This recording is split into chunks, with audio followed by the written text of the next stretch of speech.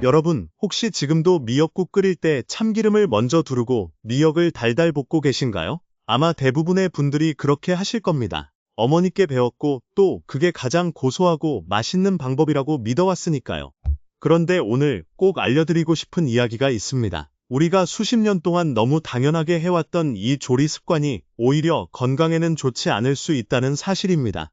처음 이 내용을 접했을 때 저 역시 쉽게 믿기 어려웠습니다. 평생 몸에 좋은 음식이라고 생각했던 미역국인데 왜 이런 이야기가 나오는 걸까 정말 궁금했습니다. 하지만 여러 자료와 연구 결과들을 살펴보면서 중요한 건 미역 자체가 아니라 바로 조리 방법이라는 걸 알게 되었습니다. 미역은 원래 굉장히 훌륭한 식재료입니다. 혈관 건강에도 좋고 뼈 건강에도 좋고 몸속 노폐물을 배출하는 데도 도움을 줍니다. 그런데 문제는 우리가 미역을 볶는 과정에서 발생할 수 있습니다. 특히 참기름을 강한 불에서 오래 가열할 경우입니다. 참기름은 향이 정말 좋죠. 하지만 발연점이 낮은 편입니다. 발연점이라는 건 기름에서 연기가 나기 시작하는 온도를 말합니다. 참기름은 온도가 빠르게 올라가면 금세 연기가 피어오르는데 이 과정에서 몸에 좋지 않은 물질이 만들어질 가능성이 높아집니다. 많은 분들이 미역을 볶을 때 강불로 빠르게 볶아야 맛있다고 생각하십니다. 하지만 그렇게 온도가 지나치게 올라가면 벤조피렌 같은 유해 물질이 생성될 수 있습니다. 이 물질은 세계적으로도 위험성이 알려져 있는 성분입니다. 특히 문제는 이런 물질이 국물보다는 미역이나 고기 같은 건더기에 더 달라붙는다는 점입니다. 그러니까 국물만 조심한다고 되는 게 아닙니다.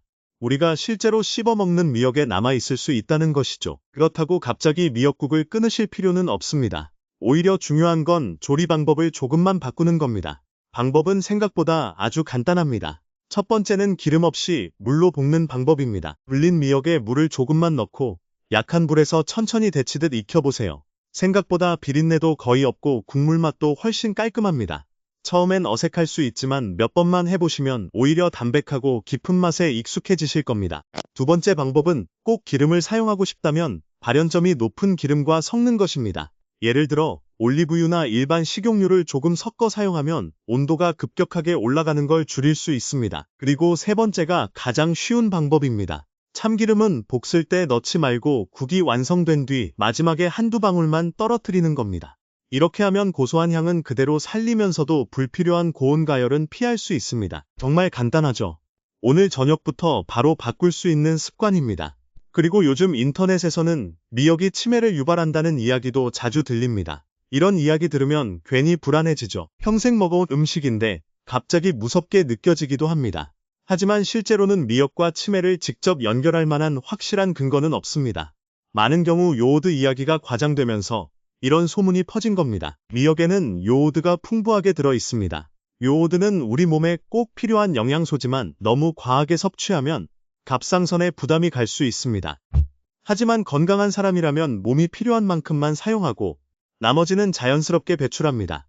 그래서 일반적인 식사 수준으로 너무 걱정하실 필요는 없습니다. 다만 갑상선 질환이 있으신 분들이나 신장 기능이 약하신 분들은 섭취량을 조절하는 것이 좋습니다.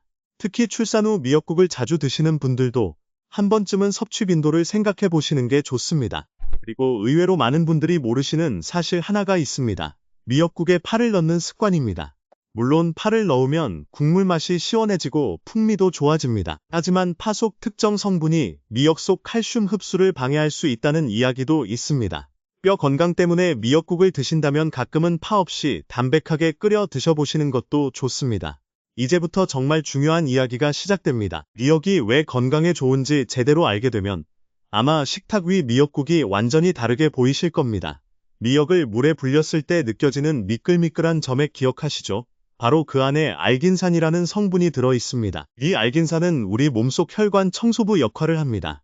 몸속에 쌓이는 나쁜 콜레스테롤과 중성지방을 붙잡아 몸 밖으로 배출하는 데 도움을 줍니다. 혈관이 깨끗해지면 심장 건강에도 좋고 혈압 관리에도 도움이 됩니다. 그래서 꾸준히 해조류를 드시는 분들 중에는 혈관 건강 수치가 안정적으로 유지되는 경우가 많습니다. 나이가 들수록 가장 무서운 건 눈에 보이지 않는 변화입니다. 어느 날 갑자기 큰 병이 생기는 게 아닙니다. 조금씩 천천히 몸속이 약해지다가 어느 순간 무너지는 겁니다. 혈관도 그렇고 뼈도 그렇고 근육도 마찬가지입니다. 그런데 미역에는 이런 노화의 흐름을 늦추는 놀라운 성분들이 들어 있습니다. 그래서 예전 어르신들이 바다에서 나는 보약이라고 불렀던 겁니다. 특히 많은 분들이 놀라시는 게 바로 미역 속 칼슘입니다. 대부분 뼈 건강하면 우유부터 떠올리시죠. 어릴 때부터 우유를 마셔야 키가 크고 뼈가 튼튼해진다고 배워왔으니까요.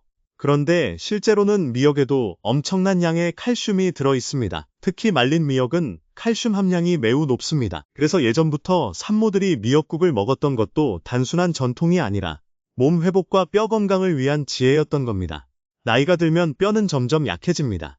특히 여성분들은 갱년기 이후 뼈 속 칼슘이 빠르게 줄어듭니다. 그래서 가볍게 넘어졌는데도 손목이나 허리, 고관절이 부러지는 일이 생깁니다. 문제는 그 다음입니다. 한번 크게 다치면 움직임이 줄어들고 근육이 빠지고 결국 오래 누워 지내게 됩니다. 그러면 폐 건강도 약해지고 소화 기능도 떨어지고 몸 전체가 빠르게 무너지기 시작합니다. 그래서 많은 어르신들이 가장 두려워하는 게 바로 골절입니다. 그런데 미역에는 칼슘뿐 아니라 마그네슘과 여러 미네랄도 함께 들어 있습니다. 이런 성분들이 함께 작용하면 뼈 건강에 더욱 도움이 됩니다. 하지만 여기서 중요한 게 하나 더 있습니다. 아무리 칼슘을 많이 먹어도 흡수가 되지 않으면 의미가 없다는 겁니다. 칼슘이 몸속으로 제대로 들어가게 도와주는 역할을 하는 게 바로 비타민 D입니다. 그래서 미역과 함께 먹으면 정말 좋은 식재료가 있습니다. 바로 표고버섯입니다. 표고버섯에는 비타민 D가 풍부하게 들어 있습니다. 특히 햇볕에 말린 표고버섯은 비타민 D 함량이 더 높아집니다. 미역 속 칼슘과 표고버섯 속 비타민 D가 만나면 서로 부족한 부분을 채워주는 최고의 조합이 됩니다. 그래서 미역국 끓이실 때 표고버섯 2~3개만 넣어보세요. 국물 맛도 훨씬 깊어지고 건강에도 큰 도움이 됩니다. 표고버섯은 여기서 끝이 아닙니다. 몸의 면역력을 돕는 성분도 풍부하게 들어 있습니다. 나이가 들면 가장 먼저 떨어지는 게 면역력입니다. 예전에는 금방 낫던 감기가 오래가고 작은 상처도 회복이 늦어집니다. 그래서 평소 음식으로 몸을 관리하는 게 정말 중요합니다. 미역과 표고버섯을 함께 드시면 몸이 한결 가벼워졌다고 느끼시는 분들도 많습니다. 그리고 또 하나 정말 좋은 조합이 있습니다. 바로 미역과 두부입니다. 두부 미역국 좋아하시는 분들 많으시죠? 담백하고 속도 편해서 부담 없이 드실 수 있습니다. 그런데 이 조합이 단순히 맛만 좋은 게 아닙니다. 두부에는 뇌 건강에 도움을 줄 수 있는 성분들이 들어 있습니다. 그래서 기억력 관리가 걱정되는 분들에게도 좋은 음식으로 자주 이야기됩니다. 특히 두부는 미역 속 요오드 균형에도 도움을 줄 수 있습니다. 미역을 너무 많이 먹는 게 걱정되시는 분들은 두부와 함께 드시는 게 좋습니다. 서로 부족한 부분을 보완해주는 역할을 하기 때문입니다. 그리고 두부의 부드러운 단백질은 나이가 드신 분들도 부담 없이 드실 수 있어서 근육 유지에도 도움이 됩니다. 근육 이야기가 나온 김에 꼭 드리고 싶은 말씀이 있습니다. 나이가 들수록 체중보다 더 중요한 게 근육입니다. 근육이 줄어들면 다리에 힘이 빠지고 쉽게 넘어지게 됩니다. 계단 오르내리기도 힘들어지고 오래 걷는 것도 부담스러워집니다. 그런데 많은 분들이 단백질 섭취를 제대로 못하고 계십니다. 특히 소고기는 가격도 부담스럽고 소화가 어렵다고 느끼시는 분들이 많습니다. 그래서 추천드리는 게 바로 황태입니다. 황태 미역국 드셔보셨나요? 국물이 정말 시원하고 속이 편합니다. 황태는 지방이 적고 단백질이 풍부해서 나이가 드신 분들도 부담 없이 드시기 좋습니다. 특히 소화가 편하다는 게 가장 큰 장점입니다. 미역의 미네랄과 황태의 단백질이 만나면 몸 회복에도 도움이 되고 기운도 훨씬 좋아집니다. 황태는 오래 끓이지 않아도 깊은 맛이 우러납니다. 그래서 복잡한 양념 없이도 충분히 맛있는 미역국을 만들 수 있습니다. 치아가 약하신 분들은 황태를 잘게 찢어서 드시면 훨씬 편하게 드실 수 있습니다. 어떤 분들은 황태 미역국을 드시고 나면 속이 편안하고 몸이 따뜻해지는 느낌이 든다고 말씀하시기도 합니다. 우리가 건강을 지킨다는 건 거창한 게 아닙니다. 매일 먹는 음식 하나를 조금 더 현명하게 바꾸는 것에서 시작됩니다.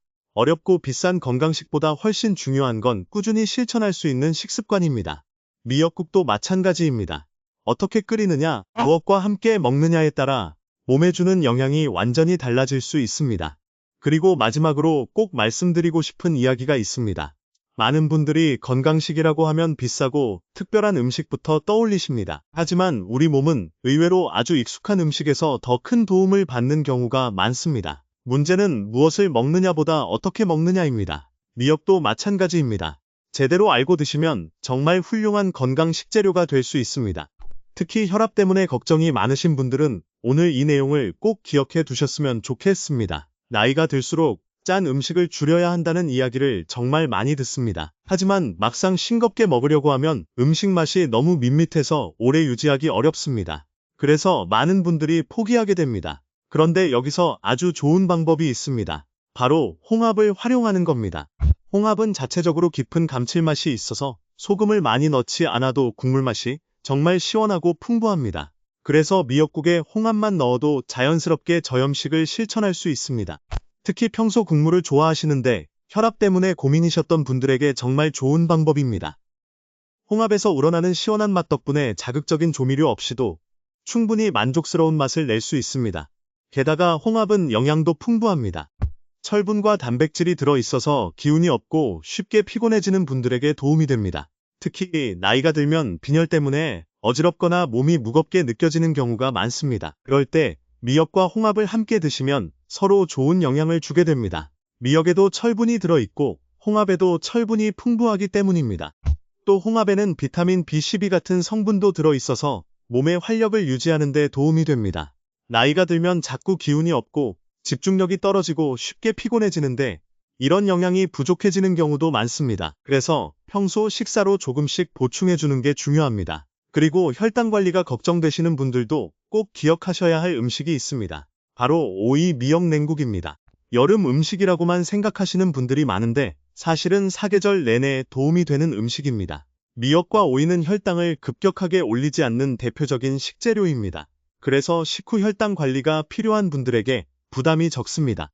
특히 식초가 들어가는 것도 중요한 이유입니다. 식초의 신맛 성분은 탄수화물이 빠르게 흡수되는 속도를 늦추는 데 도움을 줄 수 있습니다. 그래서 밥을 먹기 전에 오이 미역냉국을 함께 드시면 식후 혈당이 천천히 올라가는 데 도움이 됩니다. 게다가 오이는 수분이 풍부해서 몸을 시원하게 해주고 갈증 해소에도 좋습니다. 요즘처럼 더운 날씨에는 몸속 수분이 부족해지기 쉽습니다. 그런데 수분이 부족하면 피로감도 심해지고 혈액순환에도 부담이 갈 수 있습니다. 그래서 나이가 들수록 물과 함께 수분이 풍부한 음식을 자주 드시는 게 중요합니다. 오이 미역냉국은 열량도 낮고 속도 편해서 부담 없이 드시기 좋습니다. 그리고 여기서 정말 중요한 점이 하나 있습니다. 건강은 어느 날 갑자기 좋아지지 않습니다. 반대로 어느 날 갑자기 나빠지는 것도 아닙니다. 매일 반복되는 작은 습관들이 쌓여서 결국 몸 상태를 결정하게 됩니다. 오늘 알려드린 내용도 거창하거나 어려운 것이 아닙니다. 누구나 집에서 바로 실천할 수 있는 것들입니다. 미역국 끓일 때 참기름을 마지막에 넣는 것, 표고버섯을 함께 넣는 것, 두부나 황태, 홍합으로 재료를 바꿔보는 것. 이런 작은 변화들이 쌓이면 몸은 분명히 달라집니다. 처음부터 완벽하게 다 바꾸려고 하지 않으셔도 됩니다.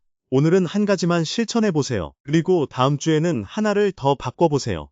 그렇게 천천히 생활 속에서 바뀌는 습관이 결국 건강을 지켜줍니다. 우리 몸은 지금까지 버텨온 것만으로도 정말 대단합니다. 바쁘게 살아오느라 자신의 건강은 늘 뒤로 미뤄두셨던 분들도 많으실 겁니다. 하지만 이제는 조금씩 자신을 위해 챙기셔야 합니다. 오래 걷고 잘 먹고 가족들과 건강하게 시간을 보내기 위해서는 결국 오늘의 식습관이 가장 중요합니다. 미역은 오래전부터 우리 식탁에 있었던 음식입니다. 하지만 이제는 단순한 전통 음식이 아니라 어떻게 먹느냐에 따라 건강을 지키는 아주 좋은 식재료가 될 수 있습니다. 오늘 알려드린 방법들 중 단 하나라도 실천해 보신다면 분명 몸이 달라지는 걸 느끼시게 될 겁니다. 건강은 특별한 사람만 지키는 것이 아닙니다. 지금 이 순간 작은 선택 하나부터 시작되는 것입니다.